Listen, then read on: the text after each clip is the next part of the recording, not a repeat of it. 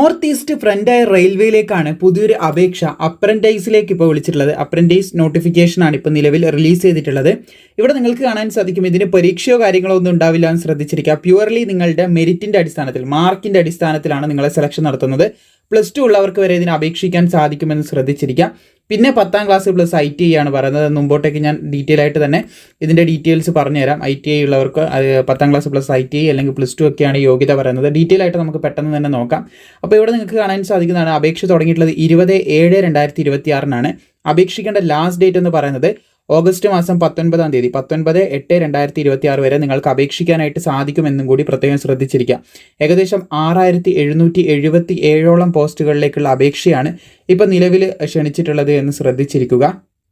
അപേക്ഷിക്കാനുള്ള യോഗ്യതകളിലേക്ക് കിടക്കുകയാണെങ്കിൽ നമ്മൾ പറഞ്ഞതുപോലെ തന്നെ നിങ്ങൾക്ക് 10ാം ക്ലാസ്സും ITI ഉള്ളവർക്ക് അപേക്ഷിക്കാൻ പറ്റുന്ന പോസ്റ്റ് ഉണ്ട്. അപ്പോൾ 10ാം ക്ലാസ്സിൽ എന്ത് ചെയ്യണം, 50% മാർക്ക് വേണം. പ്ലസ് ITIൻ്റെ മാർക്ക് കൂടിയാണ് നിങ്ങളെ ഫൈനലി ഒരു ലിസ്റ്റ് ഉണ്ടാക്കുന്നത്.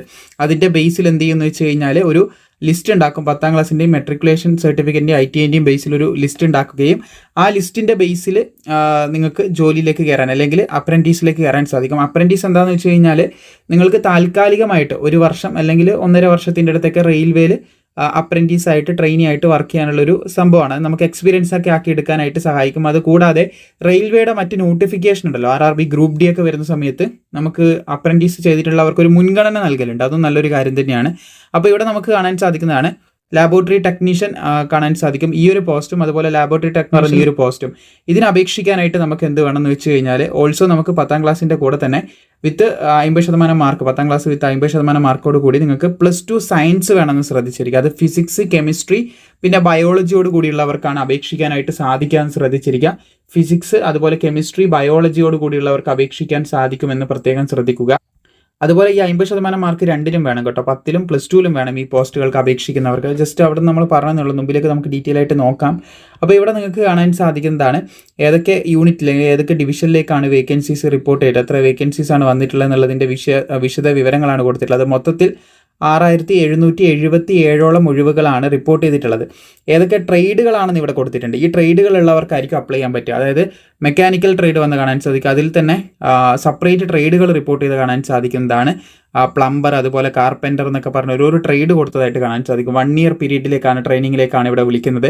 അപ്പോൾ ഞാൻ പതിയെ സ്ക്രോൾ ചെയ്യാം. പിന്നെ ഈ നോട്ടിഫിക്കേഷൻ ഞാൻ താഴെ കൊടുക്കാം കേട്ടോ, കാരണം ഒരുപാട് ട്രേഡുകൾ പറയുന്നുണ്ട്. ഓൾമോസ്റ്റ് എല്ലാ ITI ഫീൽഡും ഇവിടെ കവർ ചെയ്യുന്നത് പോലെ തന്നെ വരുന്നതായിട്ട് കാണാൻ സാധിക്കുന്നുണ്ട്. അപ്പോൾ ഓരോന്ന് പറഞ്ഞു പോയാൽ വീഡിയോൻ്റെ ലെങ്ത് കൂടും. നിങ്ങൾ ITI 10ാം ക്ലാസ്സിൻ്റെ കൂടെ തന്നെ ITI ഉള്ളവരാണെങ്കിൽ തീർച്ചയായിട്ടും ഓൾമോസ്റ്റ് എല്ലാം ഇവിടെ വന്നതായിട്ട് നിങ്ങൾക്ക് കാണാൻ സാധിക്കും. വെൽഡർ വന്നിട്ടുണ്ട്, അതുപോലെ തന്നെ ഇലക്ട്രീഷ്യൻ വന്നിട്ടുണ്ട്, അങ്ങനെ ഓൾമോസ്റ്റ് എല്ലാം തന്നെ ഇവിടെ വന്നിട്ടുണ്ട്. അപ്പോൾ ഇതുള്ളവർക്ക് എന്ത് ചെയ്യാൻ പറ്റും, അപ്ലൈ ചെയ്യാനായിട്ട് സാധിക്കും. അപ്പോൾ 10ാം ക്ലാസ്സും പിന്നെ ഈ പറഞ്ഞ ITI സർട്ടിഫിക്കറ്റ് ഉള്ളവർക്കാണ് അപ്ലൈ ചെയ്യാനായിട്ട് സാധിക്കുക. പിന്നെ നേരത്തെ പറഞ്ഞ പോലെ മെഡിക്കൽ ലാബോറട്ടറി ടെക്നീഷ്യൻ എന്ന് പറയുന്ന പാത്തോളജി ആണെങ്കിലും അതുപോലെ തന്നെ റേഡിയോളജി ആണെങ്കിലും, റേഡിയോളജി ഈ 2 പോസ്റ്റിന് അപേക്ഷിക്കാനായിട്ട് +2 വേണമെന്നാണ് പറഞ്ഞിട്ടുള്ളത്. +2 കെമിസ്ട്രി അതുപോലെ തന്നെ ഫിസിക്സ്, കെമിസ്ട്രി, ബയോളജിയോട് കൂടി ഉണ്ടായിരിക്കണം എന്ന് പറയുന്നുണ്ട്. 50% മാർക്ക് രണ്ടിലും ഉണ്ടായിരിക്കണം എന്ന് പ്രത്യേകം പറയുന്നുണ്ട്. എങ്കിൽ മാത്രമേ നിങ്ങൾക്ക് ഈ ഒരു ഫീൽഡിലേക്ക് അപ്ലൈ ചെയ്യാൻ പറ്റത്തുള്ളൂ എന്ന് ശ്രദ്ധിക്കുക. അപേക്ഷിക്കേണ്ട എലിജിബിലിറ്റി കണ്ടീഷൻ ഓരോന്നായിട്ട് നോക്കാം. 15 വയസ്സ് മുതൽ 24 വയസ്സ് വരെയുള്ളവർക്ക് അപേക്ഷിക്കാൻ സാധിക്കും. SC STക്ക് 5 വർഷത്തെയും OBC ഉദ്യോഗാർത്ഥികൾക്ക് 3 വർഷത്തെയും പ്രായത്തിൽ ഇളവ് ലഭിക്കുമെന്നും കൂടി ശ്രദ്ധിച്ചിരിക്കുക. പിന്നെ അപേക്ഷിക്കുന്ന ഉദ്യോഗാർത്ഥികൾക്ക് നോൺ റീഫണ്ടബിൾ ആയിട്ടുള്ള 100 രൂപ അപേക്ഷാ ഫീസ് കൂടി ഉണ്ടായിരിക്കും എന്നുള്ളൊരു കാര്യം കൂടി ശ്രദ്ധിക്കുക. അപ്പോൾ മെറിറ്റിൻ്റെ അടിസ്ഥാനത്തിലാണ് നിങ്ങളുടെ സെലക്ഷൻ കംപ്ലീറ്റ്ലി വരുന്നത്, അല്ലാതെ എക്സാമോ കാര്യങ്ങളൊന്നും ഇല്ല. ഈ ഒരു വെബ്സൈറ്റിലൂടെ നമ്മൾ ഓൺലൈനായിട്ട് അപേക്ഷിക്കുകയാണ് വേണ്ടത്. ഓൺലൈൻ അപേക്ഷ സമർപ്പിക്കുമ്പോൾ 100 രൂപ അവർ ഫീസും ഈടാക്കുന്നുണ്ട് എന്ന് ശ്രദ്ധിക്കുക. പിന്നെ ഈ ഒരു പോസ്റ്റിന് നമുക്ക് സ്റ്റൈപ്പൻ്റ് ആണ് കേട്ടോ ലഭിക്കുന്നത്. സ്റ്റൈപ്പൻ്റ് ഏകദേശം പരമാവധി നമുക്ക് ഇത് 3 വർഷം സർവീസ് ചെയ്യുമ്പോൾ ഏകദേശം ലഭിക്കുന്നത് നമുക്കിവിടെ കാണാൻ സാധിക്കുന്നത് 3 ഇയർ എന്ന് പറയുമ്പോൾ ഏകദേശം ഒരു മാസം ഏകദേശം 11,040 രൂപ വരെയൊക്കെ ലഭിക്കുന്ന ഒരു സ്റ്റൈപ്പൻ്റാണ് പറയുന്നത്. 9,600 ഉണ്ട് 1 ഇയർ ട്രെയിനിങ് ആണെങ്കിൽ. അങ്ങനെ ഓരോരോ കാറ്റഗറി ബേസിൽ അത് സ്പ്ലിറ്റ് ചെയ്തതായിട്ട് നമുക്ക് കാണാൻ സാധിക്കുന്നതാണ്.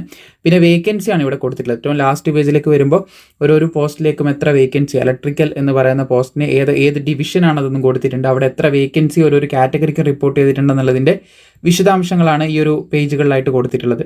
അപ്പോൾ അതും നമുക്കിവിടെ നോക്കി മനസ്സിലാക്കാനായിട്ട് സാധിക്കുന്നതാണ്. സോ ഞാൻ പറഞ്ഞതുപോലെ തന്നെ ഇത് സ്ഥിരജോലി ആയിരിക്കില്ല, അപ്രൻറ്റീസ് ആണ്. അപ്രൻറ്റീസ് ആകുമ്പോൾ നിങ്ങൾക്ക് 1 വർഷം അല്ലെങ്കിൽ 1.5 വർഷം പിന്നെ 2 വർഷമൊക്കെ ഇതിൻ്റെ കീഴിൽ നമുക്ക് ട്രെയിനിങ്ങിന് വേണ്ടിയിട്ട് നിൽക്കുകയും അപ്പോൾ അതിൻ്റെ കീഴിൽ നിന്ന് ഒരു സർട്ടിഫിക്കറ്റ് ലഭിക്കും. അത് ആ ഒരു സമയത്ത് നമുക്ക് സാലറി എന്ന് പറയുമ്പോൾ ചെറിയൊരു തുകേൻ്റെ അടുത്ത്, ഒരു 10K അടുത്തൊക്കെയാണ് നമുക്ക് ഏകദേശം ലഭിക്കുന്നത്. നമ്മുടെ ചിലവൊക്കെ നടന്നു പോകാനുള്ള ഒരു തുക നമുക്ക് ലഭിക്കും. അപ്പോൾ അതിനുശേഷം ഇത് നമ്മൾ ലീവ് ചെയ്ത് വരണം. ആ ഒരു എക്സ്പീരിയൻസ് സർട്ടിഫിക്കറ്റ് വെച്ച് മറ്റുള്ള ജോലിക്കെല്ലാം ട്രൈ ചെയ്യാൻ പറ്റും. റെയിൽവേൻ്റെ കീഴിൽ അപ്രൻറ്റീസ്ഷിപ്പ് ചെയ്തിട്ടുണ്ടെന്നുള്ളതിൻ്റെ ഒരു രേഖ വെച്ച് നമുക്കത് ട്രൈ ചെയ്യാൻ പറ്റും. അപ്പോൾ ഈ ഡീറ്റെയിൽ നോട്ടിഫിക്കേഷൻ ഞാൻ താഴെ ഡിസ്ക്രിപ്ഷനിൽ കൊടുക്കാം. താല്പര്യമുള്ളവർക്ക് അപേക്ഷിക്കാം. 10ാം ക്ലാസ്സും അതുപോലെ തന്നെ ITIയും അല്ലെങ്കിൽ +2 സയൻസുമാണ് യോഗ്യതയായിട്ട് പറഞ്ഞിട്ടുള്ളത്. സോ ആരെങ്കിലും നിങ്ങൾക്ക് അറിയാമെന്നുണ്ടെങ്കിൽ അവരിലേക്ക് ഷെയർ ചെയ്യുക. അതുപോലെ തന്നെ അപ്ലൈ ചെയ്യേണ്ട ലിങ്കും ഈ നോട്ടിഫിക്കേഷൻ ലിങ്കും നിങ്ങൾക്ക് താഴെ ലഭിക്കുന്നതായിരിക്കും. ഇതുപോലുള്ള അപ്ഡേറ്റിനായിട്ട് പ്രോപ്പറായി ഫോളോ ചെയ്താൽ മാത്രം മതി.